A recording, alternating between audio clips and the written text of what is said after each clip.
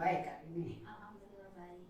Begini Bapak, saya mau sedikit mewawancarai Bapak terkait pemenuhan tugas calon guru penggerak tugas demonstrasi kontekstual modul 3.1. Ya, udah banyak ya perjalanannya guru penggerak Ibu ya, silahkan yang bisa dibantu. Ya. Begini Bapak, saya ingin mewawancarai Bapak terkait pengambilan keputusan yang selama ini yang Bapak jalankan terkait kasus-kasus di mana nilai-nilai kebajikan itu saling bersinggungan. Jadi pertanyaan saya ini Pak, apakah di sekolah SMP Negeri 2 Papua ini ada tidak Pak kasus-kasus yang saling bersinggungan, entah itu dilema etika ataupun rujukan moral? Iya betul Ibu. Saya di sini hampir 1 tahun lebih 6 bulan, 1,5 di sini adalah kepala sekolah baru Ibu. Saya juga dalam tenggang waktu itu ada beberapa masalah-masalah yang terjadi di SMP 2 Pabedilan, di mana kasus-kasus itu sesuai dengan bidang-bidang masing-masing di SMP 2 Pabedilan. Artinya dalam perjalanan ini banyak sekali kasus yang timbul, tenggelam timbul, ada lagi ini, ada lagi. Itulah yang namanya perjalanan sekolah. Kemudian bagaimana cara Bapak mengidentifikasi kasus-kasus yang merupakan dilema etika ataupun rujukan moral? Untuk mengidentifikasi masalah-masalah yang timbul dalam perjalanan saya memimpin SMP 2 Pabedilan ini, tentu saja saya dibantu Bu sebenarnya bagaimana masalah itu timbul. Kalau misalnya ada masalah kesiswaan yang timbul, saya harusnya itu selalu berkonsultasi dengan para wakasek kesiswaan untuk mengidentifikasi bagaimana kasusnya dan kira-kira bagaimana langkah yang tepat kita pakai atau kita gunakan untuk membereskan masalah itu. Artinya saya di sini menyelesaikan masalah itu selalu berhubungan dan selalu berkonsultasi dengan para wakasek atau para sesepuh guru-guru di sini. Jadi selama ini Bapak juga melakukan identifikasi dulu ya Pak ya. Yeah. Nah untuk kasus-kasus pengambilan keputusan tersebut, bagaimana Bapak menjalankan keputusan pengambilan di sekolah Bapak, terutama pada kasus-kasus di mana ada dua kepentingan yang sama-sama benar atau sama-sama mengandung nilai kebajikan? Dalam identifikasi itu saya selalu menggunakan suatu metode ya Bu, yaitu metode SWOT, di mana kasus itu kita identifikasi dari akar masalah yang ada, teknik-teknik penyelesaian apa saja yang bisa diambil, juga kita identifikasi juga resiko-resiko yang timbul dari hal-hal yang akan kita ambil tersebut, sehingga kita akan mengambil suatu teknik yang paling beresiko rendah kepada masalah tersebut, sehingga masalah tersebut bisa diselesaikan dengan baik, dengan resiko yang sangat rendah, dan semuanya bisa diselesaikan dengan baik begitu. Artinya saya selalu menggunakan identifikasi masalah itu dengan SWOT. Jadi dengan menggunakan SWOT tadi ya. Iya. Kemudian langkah-langkah atau prosedur apa yang Bapak lakukan dalam pengambilan keputusan tersebut Pak? Tentu saja dalam titik puncak, artinya dalam pengambilan keputusan itu saya selalu menimbang dulu masalahnya. Kedua, saya membuat satu bahan atau sektor ini ke dalam ada etika, ada dalam bentuk pelanggaran, dan ada juga satu kebijakan gitu Bu. Apakah bisa diambil dari posisi mana gitu, dari ranah sekolah sebagai etika pendidikan, keduanya dari ranah hukum-hukum yang ada di dalam pendidikan, dan ketiganya adalah satu kebijakan saya yang harus mengambil mana yang harus diselesaikan begitu. Jadi hal-hal ya apa saja yang selama ini Bapak anggap efektif dalam pengambilan keputusan pada kasus-kasus dilema etika Ya betul, yang paling efektif itu Ibu satu adalah selalu menjalin kerjasama dengan para wakasek atau dengan para pemangku jabatan, konsultasi juga semua masalah yang terjadi sekolah dengan dinas pendidikan, sehingga bila terjadi apa-apa dinas pendidikan juga tahu masalahnya, sehingga apa yang dilakukan oleh saya dalam pengambil keputusan itu diketahui juga oleh warga sekolah. Kemudian hal-hal apa saja yang selama ini Bapak temukan tantangan dalam pengambilan keputusan pada kasus-kasus dilema etika? Tantangan yang paling berat itu yaitu ketika suatu kasus itu yang namanya manusia tentu saja beda pikiran gitu. Sehingga ketika ada suatu tindakan yang kita ambil juga mungkin di pihak Dewan Guru, Dewan Staf TO itu akan beda menanggapinya. Tetapi yang penting yang harus kita selesaikan atau kita ambil adalah menghilangkan kemadaratannya.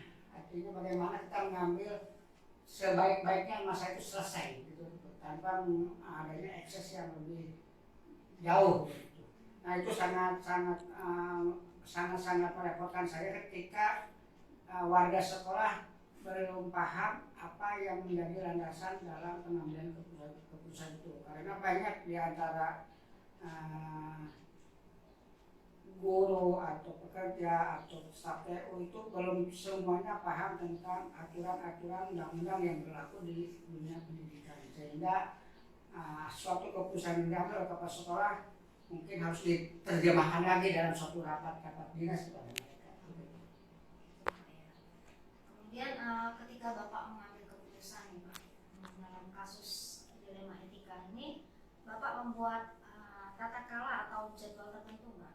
Misalnya entah itu waktunya atau menyelesaikan di tempat yang mana gitu, atau jadwal khusus gitu Pak dalam pengambilan keputusan ini.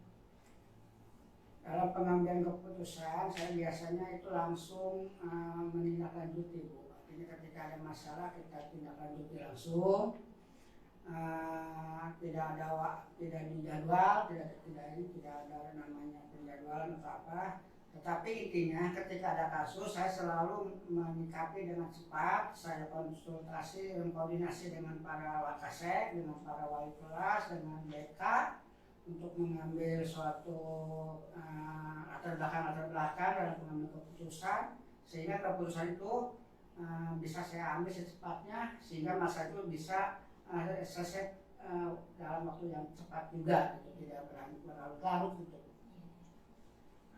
Selama Bapak proses pengambilan keputusan tersebut, ada tidak pihak-pihak ataupun faktor-faktor yang Bapak libatkan selama ini untuk mempermudah atau membantu Bapak dalam pengambilan keputusan dalam kasus-kasus dilema etika? Ya udah saya bicarakan tadi, tentu saja saya tidak semuanya mengambil keputusan sendiri. Artinya saya selalu berkoordinasi dengan para wakasek, dengan para sesepuh, artinya guru-guru senior di sini juga disesuaikan dengan kasus-kasus yang adanya. Minimal wakasek dengan guru bimbingan konseling harus paham, harus tahu artinya itu. Berarti ketika masa itu ada, saya selalu untuk menyelesaikan dulu di tingkat bawah. Artinya di tingkat kalau ada masalah yang bisa diselesaikan oleh mata pelajaran silahkan diselesaikan, tidak selesai dikerjakan oleh wali kelas, tidak selesai oleh wakasek, tidak selesai baru oleh saya. Begitu. Jadi itu prosedur yang dilakukan ya. Dari semua hal yang telah Bapak sampaikan tadi, kira-kira pembelajaran apa yang Bapak petik dari pengalaman Bapak dalam mengambil keputusan dilema etika ini? Ada suatu hikmah yang bisa diambil dari adanya masalah-masalah yang timbul dalam dunia pendidikan. Satu, bahwa sebagai kepala sekolah harus selalu update tentang peraturan. tentang peraturan yang baru, harus update juga tentang kebijakan pemerintah atau dinas pendidikan terkait hal-hal yang ada. Juga selalu harus konsultasi dan selalu menjalin hubungan yang baik dengan pihak desa, pihak Koramil, pihak polsek, sehingga apapun yang kita hadapi dalam masalah ini bisa diselesaikan dan bisa dikoordinasikan ke semua pihak, sehingga masa-masa itu bisa selesai dengan efektif, efisien. Oh, ya, seperti itu Pak ya. Jadi Bapak juga dalam pengambilan keputusan ini melibatkan beberapa pihak, seperti itu ya Pak ya, untuk mendapatkan hasil yang maksimal dan efektif, seperti itu ya Pak ya. Jadi terima kasih banyak Bapak untuk waktu yang Bapak luangkan dalam wawancara ini. Saya ucapkan terima kasih banyak menurut ya Pak ya. Terima kasih banyak Bapak. Ya. Assalamualaikum warahmatullahi wabarakatuh. Waalaikumsalam warahmatullahi wabarakatuh. Assalamualaikum Bapak. Bagaimana kabarnya? Alhamdulillah. Begini Pak, menindaklanjut ya kemarin di sini saya mau wawancarai Bapak terkait pemenuhan tugas demonstrasi kontekstual nomor 371. Jadi minta waktunya Bapak ya. Nah di sini saya mau bertanya sedikit nih Pak. Apakah selama Bapak memimpin sekolah ini ada tidak kasus-kasus tertentu di sekolah Bapak? Kalau kasus di setiap tempat pasti ada ya, karena kita kan di sekolah organisasi pasti ada kasus, ada masalah, siksa, tergantung kita bagaimana kita melakukannya aja gitu. Bisa sedikit nggak menceritakan sedikit permasalahan atau contoh kasus yang ada di sekolah Bapak? Contoh kasus kebetulan baru terjadi beberapa bulan yang lalu sih, anak itu kebetulan pembelajaran sudah selesai,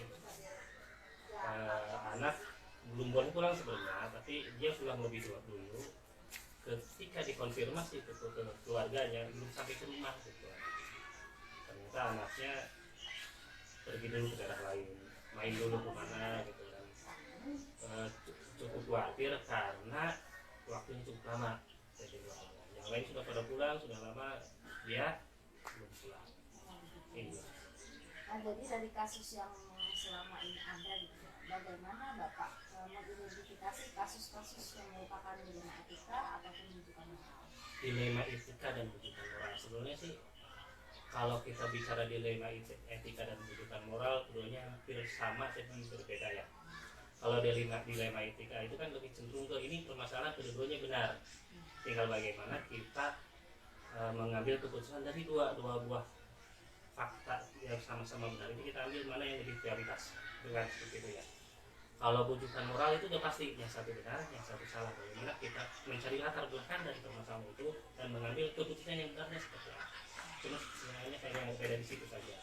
Kalau di dilema etika, kita bagaimana dari kedua dilema itu yang mana yang menjadi prioritas utama kita. Jadi begitu ya cara Bapak mengidentifikasi ya. Nah selama Bapak menjalankan keputusan pengambilan keputusan di sekolah, terutama pada kasus-kasus di mana ada dua kepentingan yang sama-sama benar atau sama-sama mengambil nilai kebaikan. Jadi bagaimana cara Bapak mengambil keputusan sebagai Bapak pemimpin pembelajaran di sekolah? Kalau saya sih selalu melihatnya dari latar belakang dulu ya, latar belakang masalahnya itu di mana. Ketika kita sudah mempelajari latar belakangnya, kita bisa menentukan bagaimana cara atau tindakan kita untuk melakukan bagaimana menyelesaikannya. Nah, ketika sudah ditentukan bagaimana latar belakangnya, baru kita akan tentukan lagi bagaimana cara pemecahan masalah itu. Dan itu tidak lepas dari yang pertama, karena kita institusi ya, kita tidak bisa mengambil keputusan itu sendiri, karena yang kita anggap benar belum tentu kata orang lain benar. Jadi yang pertama sih komunikasi yang paling jelas. Ini permasalahannya kita ada 6 rombel 1 sampai kelas 6. Misalnya rombel itu ada di kelas 1. Kita bicara dengan guru kelas 1-nya dulu. Ini permasalahannya seperti apa? Kita ambil latar belakang. Dijadikan komunikasi, terus kita berkomunikasi dengan guru kelas 1-nya. Seperti apa? Karakteristik anaknya tersebut, kalau itu ada di anak ya. Kalau permasalahannya dengan lingkungan, ini masalah di lingkungan spesifiknya seperti apa, komunikasi yang paling penting. Setelah itu baru komunikasi secara luas dengan seluruh keluarga, mungkin ada seluruh guru-guru, dan baru kita nanti alternatif pemecahan masalahnya seperti apa dan resiko dari alternatif pemecahan itu apa, baru nanti kita bisa menentukan ini alternatif terbaik untuk memecahkan masalah tersebut. Terus langkah-langkah atau prosedur apa yang Bapak lakukan dalam pengambilan keputusan itu? Oh, kalau langkah-langkah prosedur sudah dijelaskan ya. Iya. Sebanyak nomor 1, tentukan dulu latar belakang masalahnya, identifikasi dulu masalahnya apa, kembangkan komunikasinya dengan hal-hal yang terkait, pilih alternatif pemecahan masalah. Kalau alternatifnya ada 3, pilih yang paling sedikit resikonya, karena tidak mungkin suatu pemecahan masalah tidak mengandung risiko. Cari alternatif yang paling minim resikonya, kalau bisa tidak berisiko sama sekali, baru tentukan ini alternatif permasalahannya dan siapa nanti yang akan menyelesaikan masalah ini, apakah oleh guru kelas apakah itu di kelas atau langsung oleh saya sebagai pimpinan. Jadi seperti itu ya Pak ya langkah-langkahnya. Hal-hal apa saja yang selama ini Bapak anggap efektif dalam pengambilan keputusan pada kasus-kasus dilema etika? Dilema etika ya. Kalau dilema etika sih karena itu kita ambilnya prioritas ya. Karena ini keputusan benar, ini keputusan benar, kita mana yang ambil prioritasnya. Nomor 1 sih tergantung kebutuhannya. Tujuan dari sekolah ini apa, ketika menemukan masalah itu kita ambil prioritas yang paling utamanya mana. Balik lagi ke tadi, komunikasi kebutuhan sekolah ini yang paling utama. Yang harus dikedepankan apakah moralnya atau misalnya efektivitasnya, sehingga kalaupun kita akan menentukan keputusan mana di antara dua pilihan itu yang baik dari latar belakangnya dan kebutuhannya itu sudah terpenuhi semua, jadi kita bisa menentukan ini prioritas. Jadi pasti kalau kita mengambil keputusan itu ada saja tantangan-tantangan yang dihadapi ya. Jadi hal-hal apa saja selama ini merupakan tantangan dalam pengambilan keputusan pada kasus dilema etika? Pada kasus dilema etika, Tantangannya Pak? kalau tantangan sih pasti ada. Pertama, kalau dilema etika itu berkaitan dengan siswa, ada nomor 1 yang harus kita kedepankan. Kita jangan sampai melupakan karakteristik dari peserta didik itu sendiri. Kalau itu dengan peserta didik ya, karena bagaimanapun yang kita kembangkan di sini ialah kita memberikan pendidikan pada anak, membuat anak pintar. Tapi jangan lupa bahwa yang paling utama dikembangkan di sekolah itu bukan membuat anak jadi pintar, tapi bagaimana memanusiakan manusia, mendidik orang anak tersebut. Kalau kita karakter dilupakan, moralnya nggak akan berubah. Jadi kita harus sesuaikan dengan karakter anak. Dan yang paling sulit adalah kita memahami bagaimana karakter anak tersebut. 30 anak dalam satu kelas memiliki 30 karakter yang berbeda pastinya. Ya. Dan bagaimana kita sebagai pendidik atau saya sebagai pimpinan menentukan karakter itu dengan cara atau pola asuh dan pola pendidikan yang baik sesuai dengan itu yang paling sulit sebenarnya. Jadi itu kalau tantangan bagi peserta didik, tapi bagi rekan sejawat guru-guru di sekolah bagaimana? Kalau nah itu dia kebetulan kalau dulu pendidikan pedagogik menjadi kurikulum utama dalam pendidikan ya, mungkin untuk sebagai cerita bahwa guru itu dibekali oleh pendidikan pedagogiknya hampir banyak ya. Kalau sekarang pedagogik hanya 1 sampai 2 semester seperti waktu kita kuliah, itu sebenarnya kurang. Tantangannya bagi guru bagaimana mengembangkan diri untuk bisa menjadi tenaga pendidik yang baik. Sebenarnya sih kalau kita bicara dunia pendidikan itu dinamis ya, tidak stagnan di situ aja. Selalu dinamis, selalu berubah, dan kita sebagai pendidik bagaimana itu menyesuaikan dengan pola dinamis dari pendidikan itu sendiri. Itu yang jadi gambarannya bagaimana kita sebagai pendidik bisa ikut dalam pola dinamis pendidikan. Ketika Bapak menyelesaikan atau melakukan pengambilan keputusan pada kasus ini kita, Bapak membuat jadwal tersendiri atau pada saat pengambilan keputusan itu di tempat khusus gitu, ada nggak jadwal seperti itu? Kalau yang selama saya ada sebenarnya saya tidak menentukan jadwal ya, hampir tidak terjadwal. Nah, terus kita ngambil sesuai dengan kebutuhan aja sih, nilai kebutuhan yang misalnya hari ini dijadwalkan, tapi karena emang betul ada masalah jadwal dan segala macam, jadi saya tidak menentukan jadwal. Tapi kalau khusus ya kita akan melakukan pendekatan khusus kalau itu dengan siswa, dengan guru juga sama seperti itu. Polanya yang nanti saya kesankan daripada jadwal. Jadi ketika mengambil keputusan segera dilakukan eksekusi ya Pak ya. Iya. Seperti itu Pak ya. Ada tidak Pak faktor-faktor atau selain guru yang Bapak libatkan, ada tidak pihak-pihak lain yang Bapak libatkan dalam pengambilan keputusan? Kalau selain guru, kebetulan di sekolah ada yang namanya komite sekolah. Kebetulan di saya lebih dikompletkan lagi. Setiap kelas punya komite kelas. Nah, setiap dari komite kelas itu dibentuk menjadi komite sekolah. Jadi ketika permasalahan itu ada di kelas berapa, komite kelasnya juga yang dilibatkan, komite sekolahnya juga dilibatkan. Kalaupun misalnya itu kurang, tapi selama ini sih belum sampai ke tahap sana ya, dari pemerintahan desa atau kepolisian dan sebagainya itu bisa dilibatkan. Tapi sampai detik ini tidak harus sampai ke arah sana, itu bisa selesai dengan saya, dewan guru dan juga komite sekolah atau komite kelas. Dari semua hal yang telah kita diskusikan tadi, yang kita wawancarakan tadi, ada tidak pembelajaran yang bisa Bapak petik dari kasus pengambilan keputusan terhadap kasus penyelidikan? Kalau pelajaran sih pasti ya, setiap kita manusia ya, belajar dari pengalaman yang sudah dilalui. Ketika kita sudah menemukan masalah itu, menyelesaikan masalah itu jadi tolak ukur kita bahwa nanti ketika misalnya mudah-mudahan sih jangan ya, kalaupun ada masalah, cara penanganannya dengan cara itu seperti ini itu jadi patokan kita bisa lebih baik atau minimalnya sama, itu berhasil ya.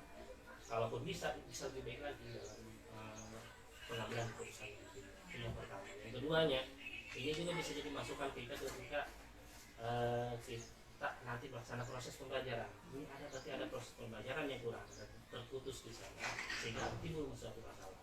Sehingga masalah itu kita ambilkan lagi dari pengalaman kita bahwa untuk melengkapi hasil dari pembelajaran itu yang kurangnya di mana.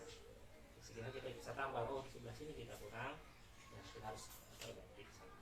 Jadi ada proses evaluasi, dari proses Iya, evaluasi itu bisa berefleksi ya, iya. untuk mengambil keputusan yang lebih baik. Setiap pembelajaran gitu ya, Iya, ada pembelajaran, proses pembelajaran, evaluasi, dan refleksi kan seperti iya, itu. Nah, ini juga prosesnya ketika sudah terjadi kasus itu jadikan evaluasi ke kita, sehingga kita bisa merefleksikan, oh ya nanti pembelajaran yang akan datang ada nih yang kurang, hasilnya kita mengerti itu baca ini. Siap, seperti itu ya Pak ya. Terima kasih banyak atas waktunya ini Bapak. Semoga Terima kasih banyak, saya